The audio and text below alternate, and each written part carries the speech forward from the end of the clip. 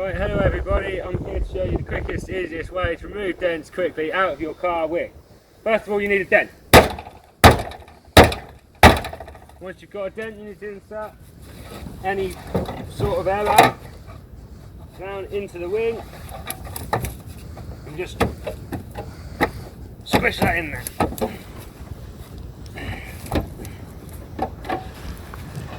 Right, we've twisted some connections over here. You need a battery. Clear off your various airbags for part 2. Right,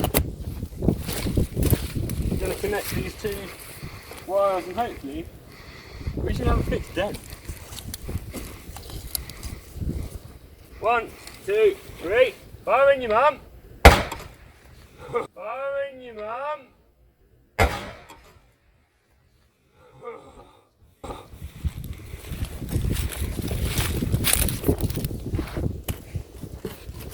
I mean, it's kind of worked.